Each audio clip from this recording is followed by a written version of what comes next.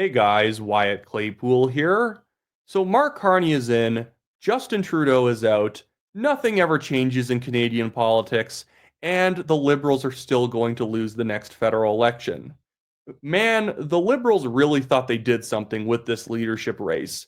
Swapping out Justin Trudeau for Mark Carney has done nothing for them. They are only right now at the current support levels they had before they started trying to get rid of Justin Trudeau as leader. So this has all been a practice in futility. They were at 28, 29% before they started trying to oust Trudeau, and they are returning to 28 and 29%, except they blew a bunch of money trying to raise Trudeau's profile over the last 6 months before finally giving up and then just having a leadership race with some of the most boring people you've ever seen in your entire life. Mark Carney, Chrystia Freeland, Karina Gould, Frank Bayless. They should have kept Chandra Arya and Ruby Dahl around. At least that would have been exciting. But today I want to break down the leadership result and then explain why this is not going to change anything in the next federal election. But before I do that, guys, make sure to like this video, subscribe to the channel. I'm trying to get to 100,000 subscribers by mid-December this year, or I owe all of my friends dinner. And also leave a comment, helps us in the algorithm. The question for the comments today is, do you think Mark Carney has a chance of beating Pierre Poilievre or even keeping the Conservatives to a minority government? But anyways, I just want to start off with this tweet I put out today because I think it does describe how pathetic the Liberal leadership race was pretty succinctly. So 151,899 people voted in the Liberal leadership race. Remember, this is to choose the next Prime Minister of Canada, a G7 country, and 151,899 people voted. I noted saying, in the 2022 UCP leadership race, that is the Alberta United Conservative Party leadership race, that was similarly truncated. 84,000 Albertans cast ballots. That was a very tight leadership race, just like this one. And almost half, actually more than half of people voted in the UCP race that voted in the Liberal leadership race. And that is a province of 4 million compared to a country of 4.3 or 43 million. That's insane. And then I said, in 2022 as well, Pierre Poilievre got 295,285 votes in the Conservative federal leadership race. What? The Liberals, this leadership race is pathetic. And remember, UCP memberships, for a 1-year membership, the minimum you need to be able to vote in a nomination or a leadership race is $10. Federal memberships, $15. Liberal memberships for this federal leadership race, $0. It was free. It's been free actually since, I believe, like 2010 or something like that. How weren't they able to get more people to vote? I thought Mark Carney was a super exciting candidate. I thought all these candidates were so, energetic and virile that people would run out their houses to vote for these people. And by the way, you just had to vote online. There was an app to vote with. And based on how hard it was for people to verify their identities and how some people just got outright rejected as members, because I remember that they had announced proudly that they had 400,000 Liberal Party members who can vote in the leadership. But then when I was watching the Liberal event where a bunch of people did some speeches, Jean Chrétien came up and basically talked for 5 years. Justin Trudeau came up, sounding drunk, by the way. And I'm not just trying to be rude. He legitimately sounded drunk. Some people said he was sick, and there was a little bit of a gravel in his voice, but just the way he was talking, like, hey guys, it's so great to be here. He was like actually kind of slurring his words. He must have stolen Elizabeth May's NyQuil. But people talked forever. And at one point, I'm not sure if it was Mark Carney or somebody else, it wasn't the president of the party, but somebody said there were 300,000 Liberal members, more than 300,000 people who were eligible to vote in this leadership. It's like, so you guys got rid of 100,000 members? That's a little bit sketchy. And you have to realize in Canada, because the federal elections, like watchdog, like because Elections Canada and other provincial election boards don't oversee internal party races, a lot of internal party elections from all parties, by the way, are as rigged as the country music charts. It's as rigged as the WWE. These things are oftentimes just play acting. There are parties that have far more legitimate nominations than others. The Conservatives tend to have far more legitimate nominations than the Liberals. The Liberals appoint tons of their candidates, but it's a problem in every party where they want a certain person, the party elites, and they just push everything towards them. They will sign up as many fake members as possible to vote for them. It happens. It's disgusting. I hate it. But this Liberal leadership smelled so much like that because I need to show you what the results were, and it's just absurd what the margins were here. I knew that Mark Carney was going to win, but did you guys expect this? That he was going to win with 85.9% of the vote. Chrystia Freeland got 8%, Karina Gould got 3.2%, and Frank Bayless got 3%. Like, really? 85%? And I don't believe you that he got 85%. Maybe it's perfectly legitimate. But like maybe he got 85.9% because of all like the media coverage and whatnot. But my goodness, there was such low voter turnout. 151 people voted, despite there being, let's say, even just say 300,000 members. So they barely got over half. And if we take into account the the 400,000 number that they had previously stated, this is like 38% turnout. This is abysmal. You actually only had 40% of your party vote, and that means like 0.23 or like 0.38% of Canadians voted to determine who the next prime minister was going to be. That's pathetic. And it's an unelected prime minister now. We are repeating history. Pierre Elliott Trudeau steps out of office after becoming very unpopular, and he is replaced by John Turner as prime minister, who wasn't even a member of parliament at the time, and he gets clobbered. And now Trudeau Jr. is stepping down, and he is being replaced by Mark Carney, a man who is not a member of parliament, but is about to become the prime minister of this country. Absolutely wacky.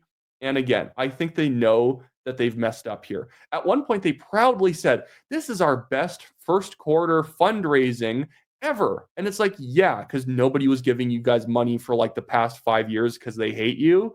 And quarter one fundraising is also like typically your lowest quarter because your fourth quarter with the holidays is the best quarter usually.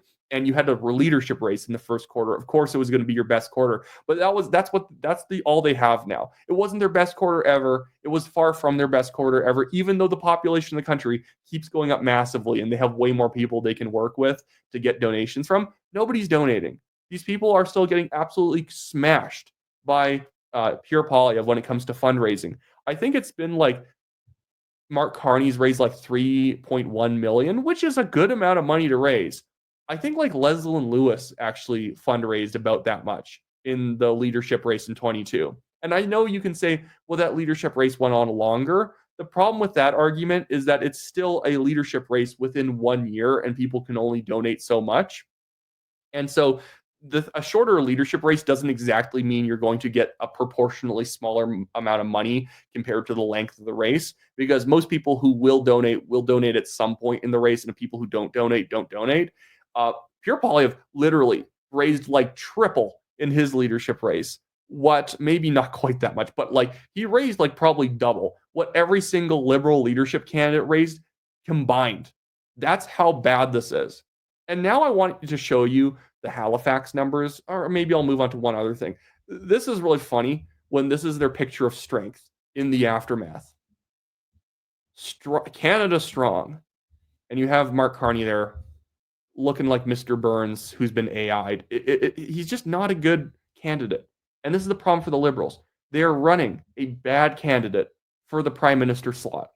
This is the Halifax numbers because this is the by-election that we're going to have in April that the Liberals are clearly using as a litmus test.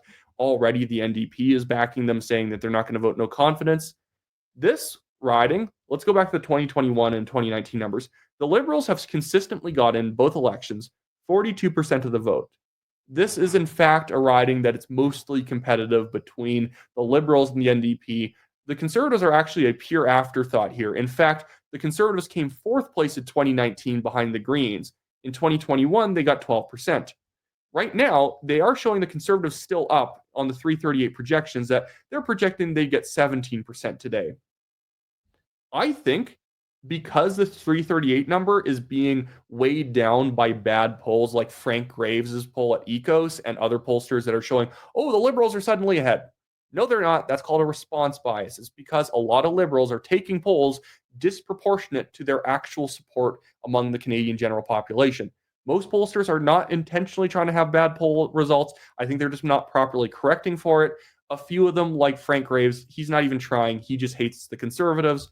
Let me put the photo back up. He has literally posted that he just wants to see Pierre Poilievre lose. Here's Frank Graves from back in 2022 saying a real conservative option is a healthy counterbalance in a healthy democracy. Pierre Poilievre is an acolyte of authoritarian populism. This is never healthy. You are on notice. Going to make sure you are never going to lead my country. I don't make idle threats. And then he deleted that, which kind of does make it seem like he might make idle threats, but who knows? Regardless, though, once you clear out those polls from the general 338 metrics, I actually think that Halifax has the ability to probably go 23, 24, 25% conservative. That's not going to get them the win. Far from it. It could end up making sure that the NDP wins if they trip up the Liberals enough. But regardless, if the Conservatives get a quarter of people in a riding like Halifax to vote Conservative, that means most of Nova Scotia is probably going to go Conservative. That means New Brunswick's probably Conservative. That means Newfoundland's probably Conservative. They might even grab a seat in PEI. That's the problem for the Liberals. Nothing that they've done has changed anything. That is why I said nothing changes in the title of this video, and I said at the start, Mark Carney's policies are Trudeau's policies. And it's not like a frivolous way that they're kind of similar people, so I assume they have the same policies. Mark Carney can say all day he wants to get rid of the carbon tax now. What is he going to do? Replace it with an industrial carbon tax? It's the same thing. I've said it before and I'll say it again. There is no such thing as a tax that everyone doesn't pay in some way. Because when you increase taxes in one part of the economy, it affects every part of the economy. Because if somebody has higher costs because taxes eat up into their profits, they're going to have to increase prices because people don't live for free. They must increase prices if you put a carbon tax on their industry. If you put an industrial carbon tax on oil and gas companies directly, or manufacturers or whatever, or farmers, prices will go up. Just because the consumer carbon tax is gone doesn't change anything. Anyways, as long as you are still levying tax. And the thing is, again, it's not a frivolous comparison to say that nothing's changing. Mark Carney is working with Team Trudeau. Do you think that they are going to let him change any of the policies? It's like Kamala Harris replacing Joe Biden. They wouldn't let Kamala Harris run against any of Joe Biden's policies because screw you, I brought you here. You're not going to suddenly start saying that I'm a stupid old man and I don't agree with any of his policies. You're here because of me. And I think Trudeau and Katie Telford and Rob Silver are looking at Mark Carney, and maybe not Trudeau because he's too drunk to be able to figure it out. But the rest of them are going to say, Gerald Butts, that we brought you here, Mark. You're going to do what we say. You're not walking away from the liberal agenda. Plus, Mark is more radical than these people. There's a reason why we have clips of him saying radical things about the climate on like UN panels. He's in favor of a carbon tax tariff, central bank digital currencies. The man has backed increasing capital gains inclusion rates. The man has backed UBI. He's a nutcase. And also, he's been the economic advisor for 4 years. He's the type of guy who endorses stupid policies like the HST GST tax freeze. He thought that was a good one. And that should also tell you his political instincts suck. His speech, his winning acceptance speech, was horrible in terms of the content was just kind of there. It was anti-American stuff. We're going to stand up and we're going to stand up strong. Wow, really, Mark? We're not going to sit down weekly and hope for death? Regardless, he doesn't know how to lean into a word in a speech. I know this sounds minor, but when he's going to be up against Pierre Poilievre in a debate and the man doesn't know how to lean into a word to get some oomph and some momentum, he's going to get clobbered. I would love to see it. I want to see Pierre Poilievre beat this guy. But the man was like, and we need to and we're going to protect our economy and stand up to the Americans. And like anyone else, if they were delivering that speech at gunpoint and you had to do it well, you would have been like, and we're going to stand up to the Americans. He was like, and like, we're going to protect our economy and stand up to the Americans. And he just talks in pure robotic monotone at all times. And it's like, why did they think this was a good idea to have this guy's leader? Chrystia Freeland can put more emotion in her voice. And her voice sounds at times like a drive-through intercom. And she's still better. Again, they should have run Frank Bayless if they wanted to win. I'm a very orthodox conservative. Of course, I just want whoever is the most conservative person in the country to be the prime minister. But I will take whatever I can get. And if I was forced to vote in that liberal leadership, I would have voted Frank Bayless. And if I was a liberal advisor, I'd be like, why don't we run Frank Bayless? He's like a businessman. Is he corrupt? Sure. He's a liberal. Of course he's corrupt. But at least he's an actual businessman, where like Mark Carney's a fakey do businessman who like runs asset management companies and has massive amounts of money, mostly because of his connections to governments. So people invest in ventures he backs. But the guy's already shot himself directly in the foot so many times. Like he has like a high power scope on just to make sure he doesn't miss any inch of his foot shooting himself right now. Because the man jumpstarts his campaign on the Daily Show in New York City, moves his company from Canada to New York City, has been living in London for like 15 years, calling himself a European. Do you not think the Conservatives are just taking all the old Michael Ignatieff ads from 2011, dusting them off, slapping on Mark Carney's face, and running them again? This guy is going to get absolutely destroyed. And again, all the polls are already reconsolidating over and showing the Conservative lead widening, because the sugar high for the Liberals is gone now. And now they actually have to put up with the fact that they have the most boring man on the planet running as their leader. John Turner was also not exactly a charismatic guy. The Liberals and Conservatives like fail or succeed off of the back of is their leader compelling or not. Stephen Harper was probably the guy who broke the mold on this. He is not a particularly flashy leader, but he was up against Paul Martin, who was not particularly flashy either. And the Liberal government had gotten pretty corrupt back then. It's not even close to the corruption today, but they had gotten worn out and tired. So Harper was able to win. But Harper was only able to get one majority term because the Liberals and NDP really couldn't figure out a good leader. Jack Layton was splitting the Liberals' vote. And so Harper was able to eventually get a majority, but even Harper eventually lost because he's just not a fighter. You want someone who's a fighter. Poilievre's a fighter. Mark Carney is not. Stephen Dion was not. Michael Ignatieff was not. And John Turner was not. When you run boring people as your party leader, you are going to get boring results. Aaron O'Toole did not do well because he is an uncompelling, unconservative man. I've said this before. Politics is a game of bases. You are trying to get your base out. That is 90% of politics. Political consultants and strategists and political campaign managers who tell you to tack to the middle are insane. You don't tack further to whatever your ideological wing is, but what you do is you deliver what your base wants, and you deliver it very loudly and proudly, because your base is always going to be the vast majority of the people who show up and vote for you, the people who really like you. If you target swing voters too hard, you will lose. And Mark Carney is somebody who I don't think the base of the Liberal Party is in love with, and also no swing voters care about him. So they have like the worst of both worlds here. But anyways, that's pretty much it for me today. So Mark Carney wins with like 86% of the vote, apparently. Most of the people didn't even vote in the election. This is going to look bad. And I think that all the negative ads against Mark Carney have already written themselves, and we are just waiting for the hits to start coming. By the way, other than the fact I want to remind you guys, hey, like this video, subscribe to the channel, leave a comment. I'm starting this new trend where I put some Nintendo Entertainment System game in the corner of my shot because I have like 100 of them because I'm like some nerdy collector.